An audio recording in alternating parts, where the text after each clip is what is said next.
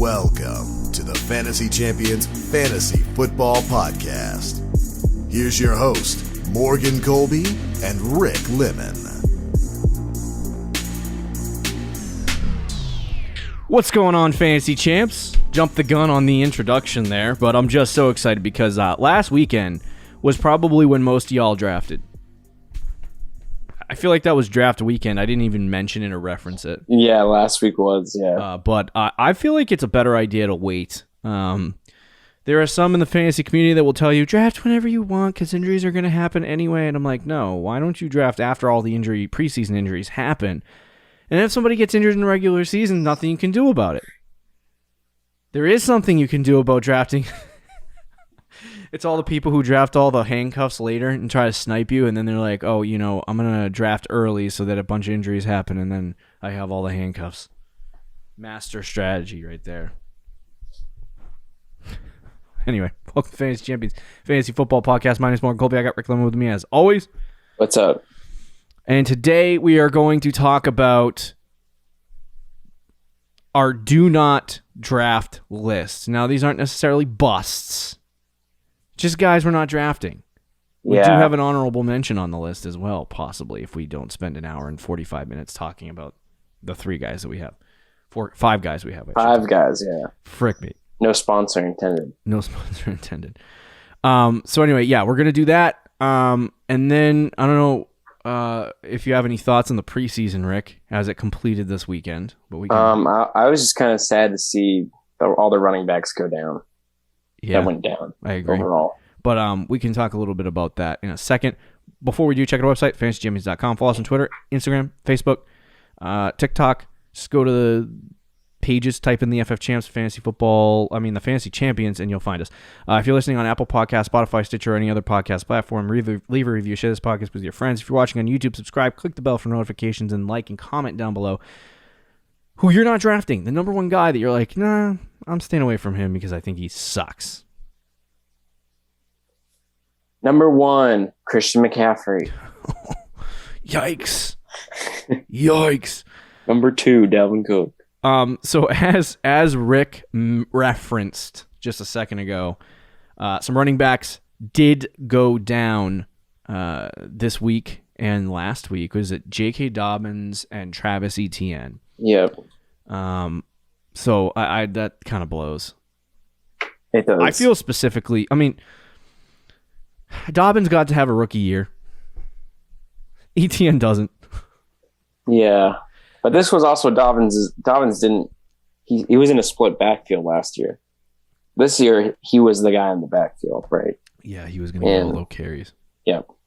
But the injuries for the young guys kind of blow because they're like just getting started in their careers, and now they have this horrible... It almost reminds me of, remember when Dalvin Cook first came in, and everyone was like, okay, Cook's going to break out, and then he tore his ACL, and then Cook's going to break out, and then he had an ankle injury, and it's like, it's just like injury after injury after injury. It's like, I hope that doesn't happen to some of these guys, because you start your career with that ACL injury, and it's like, especially for ETN, that's hard to come back from. Like, next year's not going to be an amazing season for him, most likely, because, at least he got hurt now. Right. If he was going to, and it's in the middle of the season, so we know he's going to be back. He's going to be fully ready for training camp next year. Already talking about training camp for next year. But, yeah, it sucks. So are you drafting the Gus Bus or James Robinson at all? Yes. I 100% am. You're so hesitant. Because it's like yeah. It depends because some people are gonna flip out and draft like Gus Edwards in the second round. I'm not doing that. Yeah. I'm definitely much more intrigued with James Robinson than I am Gus Edwards. I think of the 3 running backs that we didn't expect to start. Yeah. Well, we expected James Robinson to start, but he was going to be in kind of a split, weird situation with ETN.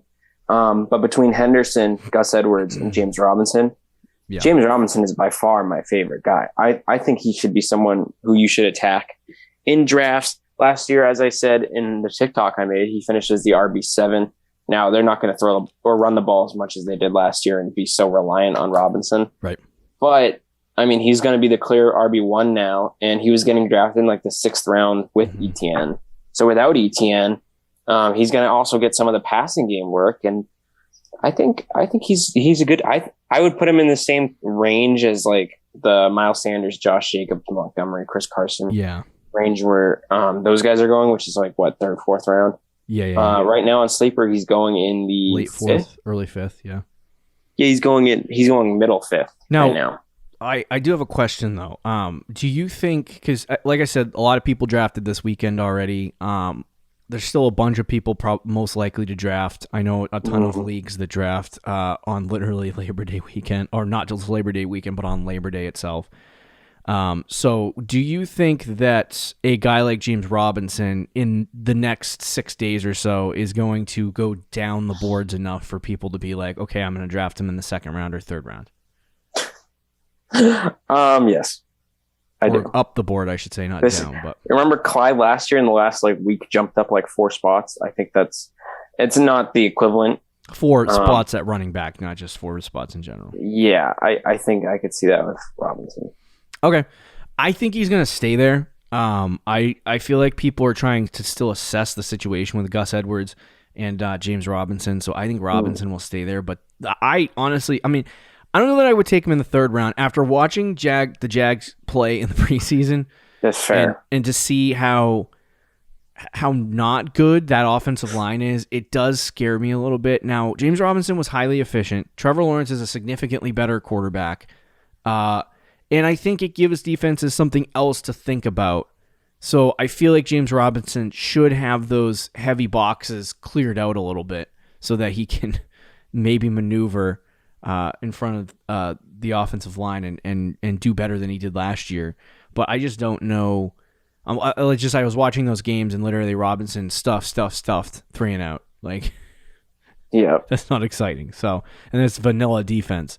So I'm like, this is not even something that I'm like, I don't know. Part of me is like last year is like a flash in the pan and he's not actually good. And then the other part of me is like, there's no real analysis to that besides feelings. So yeah, I like James Robinson. I just but either way, he's going to get a lot of work, right? I would hope so. But there are rumors that they want to get Carlos Hyde involved. Well, they will get Carlos Hyde involved, which is why he's not going to be RB7 right, like he was last year, and he's not going to have that much work. But if he gets 200 plus carries, 40 receptions, 240 touches, right, he's gonna be like RB16, like RB15. I could see that. I just saw a headline, by the way. It says that I'm on what is it, NBC Sports Edge in the news section. Okay. And they said Thaddeus Moss is gonna make the Bengals roster. So basically, just running back LSU. Yep. Jamar Chase, Moss, Joe Burrow. It'd be fun to watch. But anyway, so let's jump into our do not draft list and talk a little bit about 5 guys that we are not drafting in 2021. Yep. Do not draft these players. These players they might not be bad at football. We know they're not bad at football, considering why people are drafting them so high. But they're just guys that really are either A, not going to return the investment that you put into them, or B, are headed for a likely not so great campaign, or they're just old as dirt. I don't think any of these guys are old. Well, one guy's old. So. Yeah, one guy. But anyway, and we do have an honorable mention if we do get to that at the end of the show. But let's jump in. Do not draft list 2021. Number 1 on our list. It's hard to get it out of my mouth, but then again, it's not, and it's Kyle Pitts. They're gonna get a lot of hate for that one. So there is a lot of hype surrounding Kyle Pitts, and completely warranted. I don't even know if I would draft him 101, 102, or 103 and there's no rookie drafts left. So, but in a rookie draft, I wasn't drafting him like 101. And some people were, and that's fine. That was a reasonable pick in a rookie draft. In redraft, drafting Kyle Pitts in the 4th round is a fool's errand, and it's bad fantasy football management, to be honest with you. He's going as the 4th tight end off the board. He's the top of the 4th, late 3rd. I've seen him going with third round in redraft at tight end. First of all, in order to be a third round tight end, you know how good you have to be in year one for a rookie tight end. And I've heard people say, oh, once you compare him to other tight ends, your argument's invalid because he's not a tight end. Okay, compare him to rookie wide receivers. Would you want to take a rookie wide receiver in the third round? In the third, fourth round? No. No, you wouldn't. Jamar Chase, who, hasn't been great this preseason, so he's kind of gone up and down boards, but at his peak was still like a fifth round pick, and he was the fifth overall pick in the NFL draft, and he's this hyped up receiver. And even that's too early. So taking Kyle Pitts that high is just insane. And I get the hype. Me and you had a little bet thing that we did months ago, and I was in favor of Kyle Pitts. Like, I was like, okay, I think he's going to have a good rookie season. Right. And I think he's draftable in redraft. And I think he could be a starting tight end in redraft. But as the tight end 4 in the third, fourth round, no, not even close. Like, the hype? This is when fantasy football, don't make it more difficult than it is. This is an easy one. Yeah, Rick said everything. And if you listen to this podcast, you know how I feel. It's kind of like, I don't know. I feel like there's a lot of people like looking at him and they're infatuated with the hype. There's 2 guys on this list that I think the infatuation, they're younger rookie players, and the infatuation surrounding this player is driving him up boards, or both of them up boards, so much so that it's just becoming unreasonable. And for me, it's like, yes, Kyle Pitts is going in, and I've already shared my concerns with Atlanta. They have a new offensive coordinator, Arthur Smith, who's coming from, a new head coach that's coming from Tennessee, who had Derrick Henry, and even before they had Derrick Henry, they did run the football a lot. It wasn't just Derrick Henry that influenced that offense. It was the fact yes, he has a big influence on the offense and causes people. He definitely took it to a new level. Right, to the point where they did run it literally 55% of the time, which is ridiculous. But I think even if you go to a split of 52-48 or 55-45, you are still underdoing like what Dirk Cutter did with his offense by 100 passes or something like that, 100 targets. So you say, oh my God, what's his name left? Julio Jones left. And you're talking about vacated targets and how Julio is not Julio, Kyle Pitts is going to take some of those vacated targets away. I don't know how many vacated targets are going to be actually left in that offense, because we're assuming that they're going to pass it 650 times, which I don't think they're going to. So I think they're going to slow down their offense. Yes, they'll probably be losing games and they'll probably have to pass it, but they're not going to throw it 650 times. I'll bet money on it. And so if they do throw it 100 less times, I would think that would take those 100 targets would just be deducted from that share of Julio. And that means that there's 60 targets available in this offense to be had. And so somewhere between 60 and 100 targets is where I think Kyle Pitts is going to be. And I think he'll have a really good season. I think he'll have one of the best rookie seasons for a tight end ever, and he'll definitely finish in the top 10. Right. But he's not going to finish top 4. Even Do if not draft him. And I don't like drafting tight ends. Drafting a rookie tight end in the top like 4 rounds is astounding. That is just amazing to me. Oh. Let's say he'd even, like, best case scenario, he finished tight end 4. Is he still worth like a third round pick for tight end 4? No. Okay. Let's. I'm gonna go down this list. 4th round picks right here, or 3rd round picks. Hold on. Let me. Third and 4th. Let me get to the right round. I'm getting triggered. So around Kyle Pitts, we have. I can't even find him. Where is he? There he is. He's 39. Amari Cooper, sleeper. Not even our projections. Sleeper has Amari Cooper at 211 fantasy points in half PPR. They have Kyle Pitts projected at 183. Now, that's an over-projection. But that is 30 to 40 fantasy points more than what Kyle Pitts will bring to the table. Robert Woods, same vicinity, 205. Lamar Jackson, obviously 375 is quarterback, different story. Cooper Kupp, 213. DJ Moore, 212. Kareem Hunt, 200. Adam Thielen, 210. Tyler Lockett, 200. Deontay Johnson, 206. Myles Gaskin, 185. Or 165, I should say. So I'm like, you're looking at these projections, and I'm like, why do we think Kyle Pitts is a really good pick in the 4th round? He doesn't give you that much of a positional advantage. If you want to take a tight end in the 4th round, take other guys. This is not a good pick. Now, I just wanted to ask you real quick, Rick. Travis Kelce or Kyle Pitts? Travis Kelce. George Kittle or Kyle Pitts? That's George Kittle for me. Darren Waller or Kyle Pitts? I think I would take Darren Waller. Okay, good.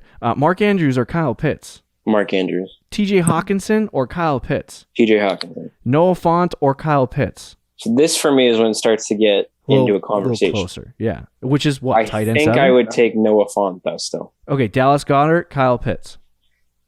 He's in this range. That's another toss up. I think I would take a flyer on Kyle Pitts. I want to let you know, Rick. Maybe Dallas Goedert. You know what this range is? Coin toss. Okay, we'll do the last one. Bob Tonyan or Kyle Pitts. I will take Kyle Pitts over Bob. Okay. Now, Bob Tonyan in a 12-team league is going in the 8th or 9th round. Oh, yeah. Seems about right. So you're overdrafting about, I don't know, four freaking rounds. Yeah. Oh my God. The information stands for itself. I know you people love Kyle Pitts. I love Kyle Pitts. My pants will be on the floor at the end of the season when I get to draft him next year in the late rounds because he disappointed so many people. Yeah. But I'm like, a reasonable projection for me would be, I want to say somewhere around, like even like Sleeper has Mark Andrews with more, never mind, I lied about that. I was looking at the wrong numbers. But anyway, they don't have Mark Andrews with more projected fantasy points. But I think I could see him around the 150 to 130 fantasy point range. Yeah. Yep. And that's a tight end in the Dallas Goedert range. So just don't draft Kyle Pitts that high. Are you looking at half PPR? Yeah, half PPR. Because I'm looking at PPR, and I think he's 3rd round in PPR. Gross. Oh no, I think he's the first pick of the 4th round. Either way, but I think he's higher in PPR, which is saying something. Yeah, he's one pick into the 4th round in half PPR. Okay, yeah. So disgusting. I just switched it from PPR to half PPR because I realized I've been prepping for our mock drafts for the home league with full PPR. Great. Wow. Okay. 150 mock drafts down the drain. I hope it's not that different. I already noticed that Montgomery's 6 picks higher. Yep. So that's me. Not good for you. Anyway, yeah, so don't draft Kyle Pitts. Easy. I think this is an easy decision for me. Not just the really quickly, the tight end strategy, early tight end strategy. Like, I'm okay with Travis Kelce if you really want to do that. Because I think, yes, does he give you a tight end positional advantage? Yes. Do I think that positional advantage is enough to win you leagues? No, not at all. I would rather have 2 top 5 running backs on my team or 2 top 10 running backs on my team in the first 2 rounds than draft Travis Kelce. So it's like, when you look at Kyle Pitts, what other developmental assets can you add to your roster that will help your fantasy team in the future that are not by the name of Kyle Pitts, that are far better? Because at that point, you still are going to need another running back / wide receiver. You're still going to need a quarterback. Yep. All 3 of those positions are far more important than a tight end. Yeah. So don't draft Kyle Pitts. Anyway, let's talk about the next guy. We talked about this guy on the, I don't even care. What was it? What were those shows called? Don't even remember. I don't remember. I think it was the riskiest players. And this guy is on a do not draft list, and his name is Odell Beckham Jr.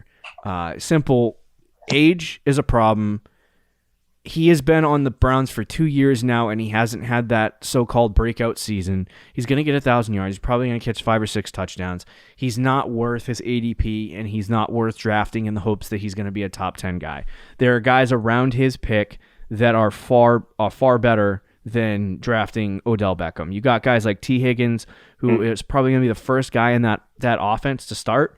And he's going to get a lot of targets, probably around 120 to 140 targets. You have Chase Claypool, another guy, young, talented. He's a big target in the red zone. Like, he's going to get a lot of fantasy points this year. He's going to be really good. You have other guys like Debo, DJ Chark, Brandon Ayuk. It's just like the list goes on and on. Like, I don't want to take a Odell Beckham Jr. who's old and has no upside in the hopes that somehow he revives his adolescent career. Right. In the hopes that he ends up as a top 5 wide receiver again. I think the name is still there, and that's why he's getting drafted where he is. So I would say don't draft Odell Beckham Jr. It's pretty easy. Yeah, it's really just the name at this point. And people just see the name Odell, and he's one of their favorite players, so they'll go ahead and draft him. And I get it, and I get why people are would be hyped to do it, but he just hasn't been good since he's been in Cleveland. Let's be honest, he hasn't been good since 2017. Right. Fantasy is all about numbers. Mm-hmm. If we go back to last season, before he tore his ACL, he was not great. He averaged 12 fantasy points a game, which is decent. And I'm giving him the game before he tore his ACL. If we include that game, it's even worse. I think he's barely on the list. 10 fantasy points a game. Yeah. So he's going to be like a low-end wide receiver too. And the thing with Odell too, his upside is just not high. With those guys you mentioned, they all have upside. With Odell, his upside's not high because of the amount that Cleveland throws the football. Mm-hmm. And the only way that Odell would have a monster year would be Baker would have to have an efficient season like Rodgers did last year. Yeah. Where Aaron Rodgers only throws the ball 400, 500 times. I also want to. And he throws 40 touchdowns. I totally forgot about this. He tore his ACL last year? Yes. Holy He's coming off crap. a torn I forgot about that. Continue. Yeah. And do you think Baker Mayfield is going to have an Aaron Rodgers season where he throws the ball 400 something times and throws 40 touchdowns for 4,000 yards? No, thanks. Oh, sorry. Actually, Rodgers threw the ball 520 times, but he threw 48 touchdowns last year. Yeah. No, Baker's just not going to do that. And Baker could have a better season, more efficient season, which would be good for Odell. But the Browns are a run-first team, and they're going to continue to be a run-first team as long as they have Nick Chubb and Kareem Hunt on the team. Right. Baker last season threw the ball 486 times in a full 16. Wow. With the tight ends on their roster, with Jarvis Landry still there, and they throw the ball to Kareem Hunt, he only has a certain amount of... He's only going to get 100 targets as the top guy on the offense. It's easy money, my friend. And it's not going to be worth a pick. Okay. It's really not. So, if he was later, I would say yeah, because he's got a good floor if he's healthy. Okay, But so let's go back. Let's go back a little bit in the injury history, right? Back to 2015, the glory days, when Peyton Manning won a Super Bowl. Okay. So he started his history with hamstring injuries in 2015, getting a hamstring injury. Was on 3 injury reports. He didn't miss a single game. And then 2016, he had another hamstring injury, was on 3 injury reports, missed 0 games. In 2017, this is where crap started getting real. He had a high ankle sprain. He had missed 1 game, and this was in the preseason in 2017. In 2017, again, he had a fibula fracture, missed 11 games, had surgery, 3 to 4 month recovery. In 2018, he had a quadricep contusion that had him out 4 games, and then he had a sports hernia surgery in the preseason in 2019, and got surgery. Played all of 2019, I believe. And then he tore his ACL last year and missed 10 games. So the guy has literally had 7 injuries. Yeah. Since 2015, 16. That's tough. And he's I don't how many seasons has he played in the NFL so far? How old is the man? That's what I'm really asking. He's not 28 years that old. Yeah, that's kind of get around 30. Yeah, he's starting to, I guess. I like Odell. I think he's fantastic. He's one of the best receivers in the league. I do think he's going to get 1,000 yards receiving, probably 6 touchdowns. Those aren't bad numbers at all. Probably a low end wide receiver too, but he doesn't have a ceiling. That's the whole thing with Odell. And when you have other guys with a higher ceiling around his pick, you take the guys with a higher ceiling. You don't take the floor play. Unless all you have on your team is ceiling plays. Then take the floor play. But like Sure. I just don't if you're drafting a guy who's going to be in the flex and it has injury problems and hasn't really shown, like Rick said, there's not a lot of passing opportunity in that Browns offense. It's hard. It's hard to put Odell on this list and be happy. So he's going 6th round, right? Somewhere around top of the 6th. Yeah. In 12th team, 6th round. Mm-hmm. Yeah, I think if he was going 8th, 9th round, I would definitely feel a lot better about that. Okay. Even 8th round. Ready to move on to the next guy? Yes. Okay. Let's talk about the number 3 guy. We had him as an exciting breakout for 2 years in a row. And no, we're not talking about David Montgomery. Hey, that worked last year. It did. But his name is Juju Smith-Schuster, and I love Juju. And this is a guy that we had to think about this before the show because it was one of those situations where, we're going through the list and we're like, what guys are we not drafting? And I thought about it, I'm like, there is literally not a single draft that I'm coming away with this player.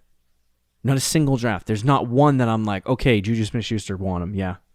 He's in the same vicinity as Odell, so same guys apply in terms of who's around him and who I would take over him. But I go and I look at the reception perception profile, and you can go buy that at receptionperception.com probably to see his chart because I don't. Oh, great plug. I don't think I can put it on the YouTube. That would not be smart. Probably but anyway, his reception perception profile is horrible. He's not good. He has literally had his job taken by Deontay Johnson and Chase Claypool, and he is. I do you feel like it's okay to say he's the 3rd wide receiver? He is. So he is success rate by route down the field.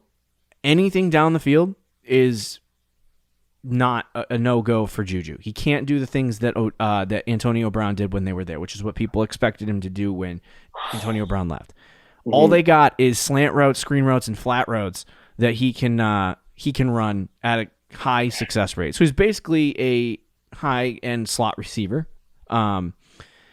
These are the success rates against coverages are the worst part about him. He had a 4th percentile success rate against man coverage.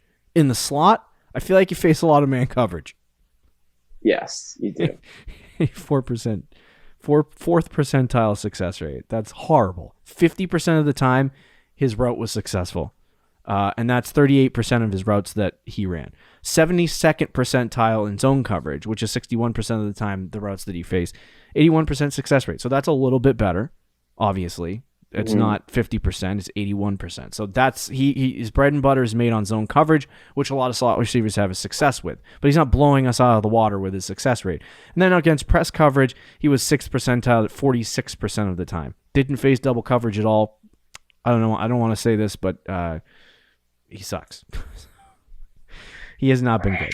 And I think the other problem is when you look at his depth of target and you look at his yards per reception total, it's not great. I think it's somewhere around 8, I want to say. Don't quote me on that, but it's just not, the depth of target is not that high. He doesn't get a lot of air yards. And he's not a red zone target anymore. So there's really no upside to having Juju on your team at this point, besides maybe a PPR upside if he gets, like last year, he had 97 catches. 8.6 yards per reception, by the way. He had 97 catches, so there is a slight PPR upside. But outside of that, I just don't see, unless he becomes much more highly efficient in the yards per reception category where he gets up to 12, I don't see him having any kind of large amount of success this year. Right. That's okay. So the thing with Juju historically, like his 2019 season or 2018 season, he was great. Yeah. And he had 166 targets, and that was the year that everybody was like, okay, he's going to break out. Then Ben Roethlisberger got hurt. Steelers weren't the same. Yeah. So then last year, I was on the Juju train. The way Miles Sanders was for you. Juju was for me. I was you were very pro Juju. Train. Yep. And he disappointed me just like Miles Sanders disappointed you. And now, statistically speaking, he wasn't even awful. He had 97 catches. That's good. And he had 9 touchdowns. Finished as the wide receiver 18. 75% catch percentage. You think all those things, that's probably a wide receiver 1. Mm-hmm. But as you said, wide receiver 18, that is because he had 8.6 yards per reception, which is one of the worst. Mm-hmm. I think probably the worst in the league for someone who gets that amount of catches. Yeah. At the wide receiver position. I didn't realize he had 97 catches. That's astounding. Yeah. To me. He almost had a 100-catch season last year. And it's because of the way they use him. They used him last year with Deontay Johnson taking the Antonio Brown role and Chase Claypool becoming this new thing. Juju is stuck in this position, and I would have liked him a lot more if he went to a new team. You know, if he went to the Chiefs. Yeah. I was about to get my heart broken again and been on the Juju train. It would have been pants would be off for you. On the Steelers, he's just going to be the exact same player he was last year. I don't know what changed. I mean, obviously you had AB. I think they realized. I think they liked Deontay more in the AB role, and then Chase Claypool came out of nowhere. But like even when they had AB, right, and they put Deontay and Claypool kind of in that outside receiver Antonio Brown kind of like role, right?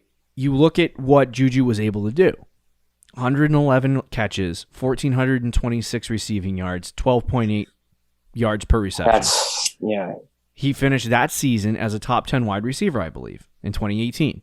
Yep. Well, he had 4 yards per reception higher. And so it's like, what is the difference? Is it Big Ben? Because I don't see that happening with Deontay Johnson. I don't see that happening with Claypool. Yeah. Well, a little bit. It might be a little bit of Big Ben, but like, why do those other receivers have higher yards per reception totals than Juju? Because those are the only 2 he is willing to throw it down the field to. The way they use Juju is he's just in the slot 95% of the time, and I'm just so confused as to what happened. Like, why doesn't he have success on other routes? I mean, to be fair to him, they barely use him in those routes. He'll get like one opportunity, right? Which is what I've seen on this chart. And then if he stinks, that's like, oh, he's 100% bad on these routes because he gets like 4 on the whole season. They don't use him in that role, and not to mention the fact that the Steelers are going to run the ball more this year. Yeah. More than they have the past few seasons. So that automatically is going to take some targets and receptions down for Juju. Mm-hmm. And in a full 16, he was the wide receiver 18.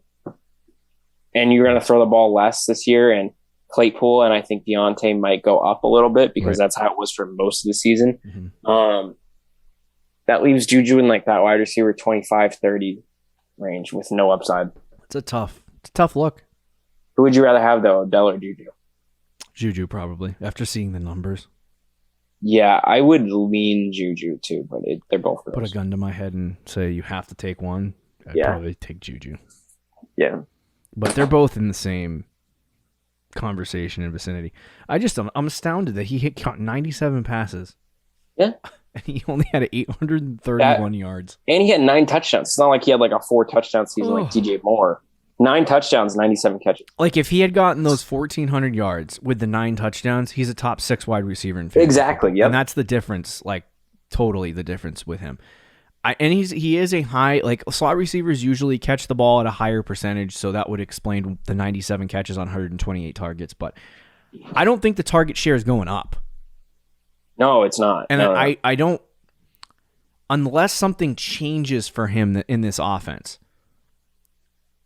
and he starts finding success in other areas, causing his yards per reception total to go up, the receiving yards are just going to hover right around 900 yards.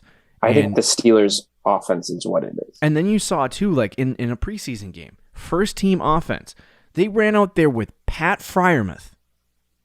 And who got the targets in the red zone? Over Juju. Everyone, even Pat Freiermuth was ahead of Juju on that red zone target share list. So an improved Claypool coming into his second year, a Deontay Johnson who's going to get 160-something targets this year, and some of these younger tight ends are going to get a lot of work in the red zone, as well as Najee.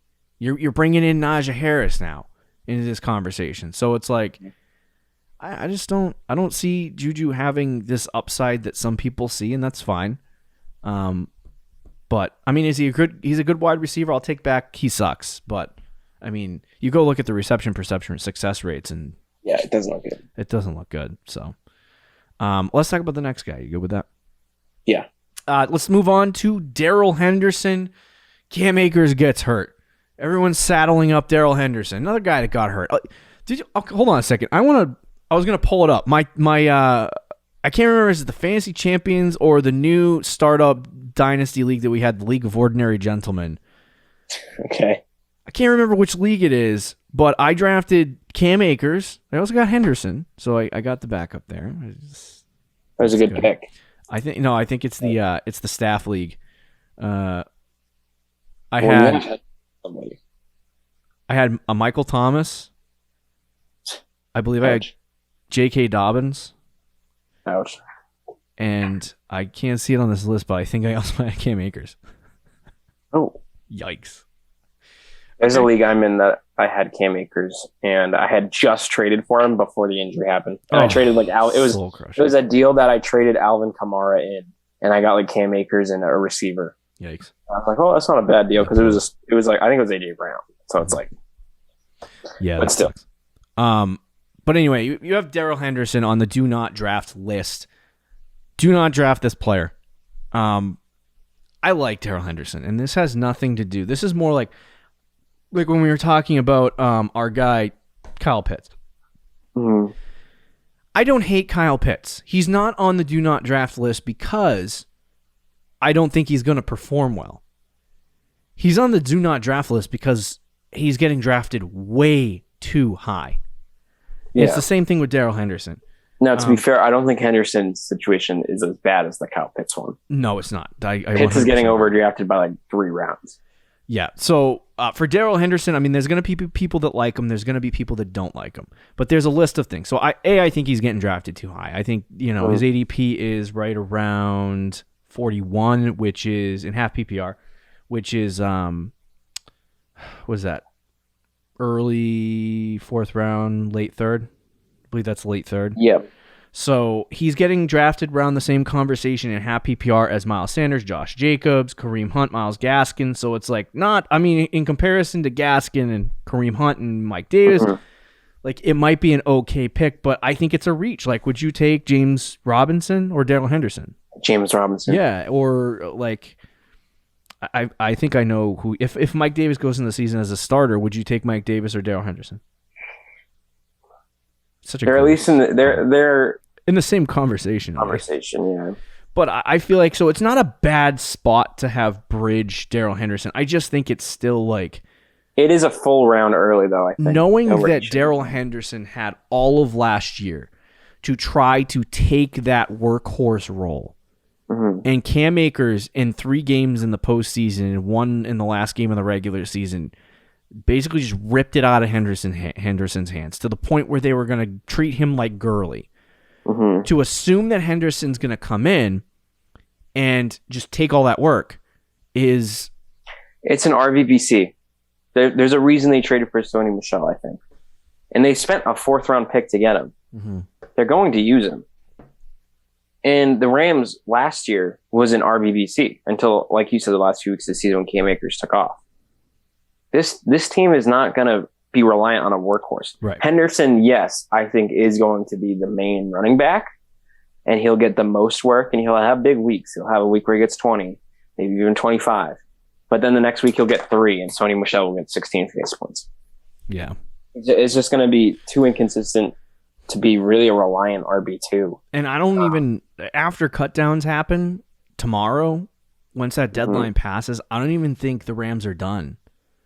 Like, I have a feeling that they might, because last year it was Akers, Henderson, and Malcolm Brown. So I don't think they're done. I don't think they like Jake Funk. I don't think they like the other kid. Xavier Jones. Like, I think they're both decent, and like in a normal situation with Cam Akers, they would have been like, okay, Jones is a good 3rd guy. Yeah. But I think that if they're going RBBC, they might go out and get another guy. Would it be unfeasible for them to go out and try to get Le'Veon Bell as a 3rd running back?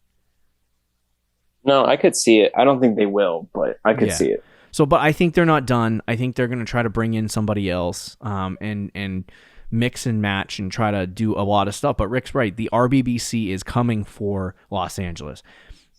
If you're telling me that I'm drafting a running back who is a part of an RBBC in the late third round, I'm out.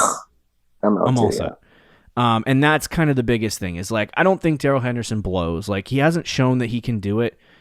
He doesn't have a lot of pass catching upside, and a lot of people will be like, oh my God, but literally like he doesn't look good in the passing game.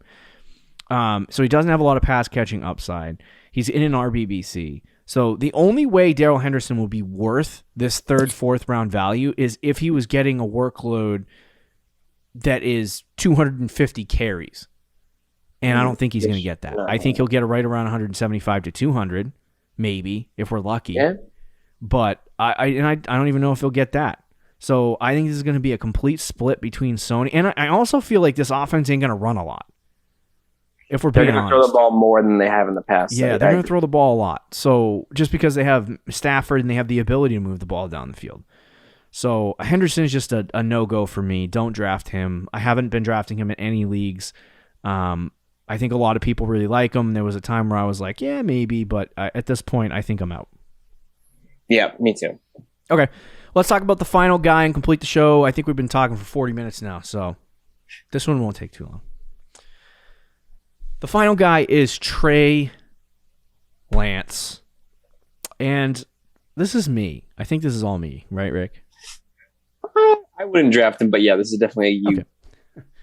So Rick has said that he likes, like, we're not going after Zach Wilson. I don't know if there's a ton of upside there. Like, I think his ADP is 196 on Sleeper. So, yeah, he's not getting drafted at all.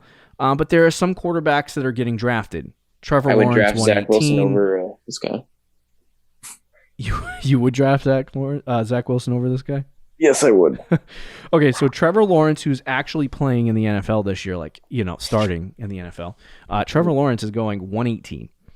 It's a 9th, 10th round pick. Not Baker Mayfield. Justin Fields is going 142, so he's going like 12th, 13th round. And Rick has been known to take him. Justin Fields is ages ahead of Trey Lance in development right now. And I honestly think that Andy Dalton is going to throw 4 picks in the first game, and he's going to be done. Like, I don't know if you disagree with that, but Justin Fields is going to start. Yeah, no, in the first 4 weeks of the season. Like, I would put money on that. If there's an over-under, 4 weeks is where it needs to be. If somebody finds that over-under, put it in the comments.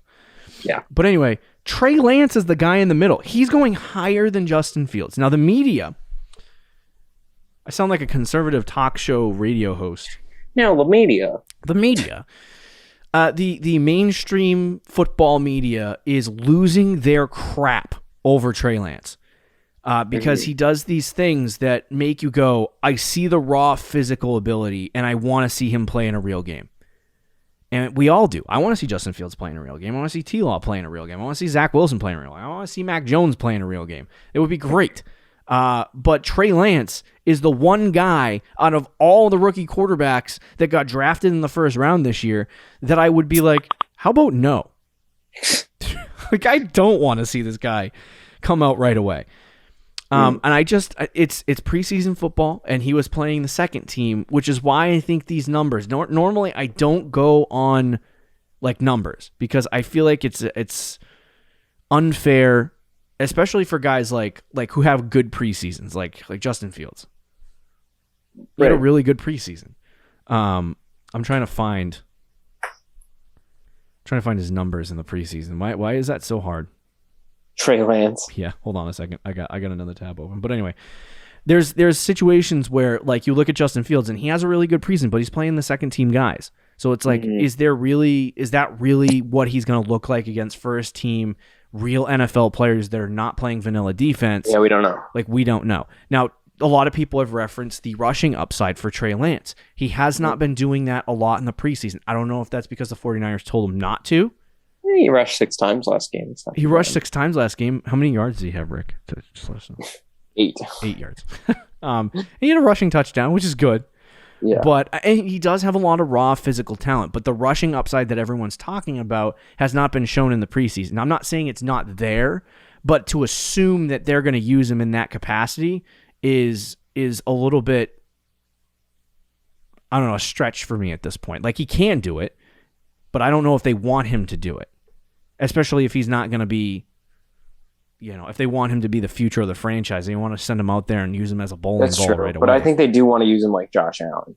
Yeah, in the similar sense. So he does have a rushing upside. I just don't think he's rushing for 1,500 rushing yards like people are like sweating over. And is it enough rushing upside to get him a top 5, top 6, top 7 finish if he played a full season? I don't think so. Right. So for Trey Lance, first game, he had an 80-yard touchdown pass. You take away the 80-yard touchdown pass, he throws for 48 yards, and he goes 4 for 13. That's not great. And when you watch him on tape, he almost throws 3 interceptions in that game. 3 against the third-team defense. Okay? Yeah, not great. But the 80-yard touchdown makes people sweat. And they're like, wow, what a frozen rope going across his body. I'm like, there it is, raw physical talent. Can he do that consistently? That's going to be the question, right? You look at Trey Lance next game, 8 for 14, 102 yards, 2 touchdowns, 1 interception. I believe he fumbled in that game as well. Almost threw 2 or 3 interceptions in that game as well. Had a much better performance, but still only threw it like 52, 53% completion percentage or something like that. So still not a high completion percentage. And then you look at the last game yesterday, and he threw... I believe it was 6 for 13, which is just above 50% again for 46 yards. Very inefficient and uninspiring performance for Trey Lance. But once again, people go out and they lose their minds and say that he should be going high. And I saw a fantasy analyst, very large fantasy analyst outlet that you all know, do a mock draft. And they drafted Trey Lance in the 7th round. 7th round. I'm not judging because I have much respect for these people, all 3 of them. But 7th round for Trey Lance? What are we doing? It's all based on that he's going to have an insane rushing upside and rushing. But that's still higher than T-Law, who's the number 1 pick. Like, you would expect him. If you're taking a quarterback in the 7th round, you're expecting him to finish in the top 8. Right. Trey Lance is not going to be a top 8 quarterback this year. He's not going to play the games. And even if he does play like half the season and comes in, and I think he'll have like a good rushing floor, but he's passing wise, I agree with you. I don't think he's ready for the NFL. No. And to take him in your drafts as high as some people do, like, that's just... I just was shocked. I saw that and I'm like, what? Yeah. That better be a super flex league because... That would make more sense. It wasn't, by the way. And it wasn't. So there's that. And I don't, like I said, I don't like to judge other people's strategies because people can do how they want to, but I am going to advise you not to take Trey Lance that high. And I think that there's also people who suggest that he's going to be I heard somebody say, like, if you had to choose one of the 3 quarterbacks that are not starting, who would play first? Like, not start, but who's going to play first in the first 3 weeks of the season? Curious to hear your answer. So what is it that the 3 quarterbacks not out of the 3 quarterbacks who are not starting week 1, who's going to play first? Not start. I think Fields. Fields. You think Fields? Oh, who's going to play first? So, like, well, the way they used him in the preseason, it might be Lance. Anyways, so that's what this other guy said. I can't remember his name, but he was on Rich Eisen's podcast. Just because they'll use him in like the running game. Yeah, they said they're going to use him similar to how you might see Taysom used in that kind of aspect on the season. And honestly, they said that's why he would play first. And I'm like, I agree with that. That's not enough to draft him in the 7th round, first off. Right. And second off, like, this football team, and if you want to say that you think Jimmy's going to get hurt, and that's why Trey Lance is going to come in early, fine argument. Jimmy has had 1 full season. Not even. I don't think he had a full season the year they went to the Super Bowl, did he? I think he played 12 games that year and missed 4. Yeah, I don't. But either way, Jimmy has had a history of getting hurt.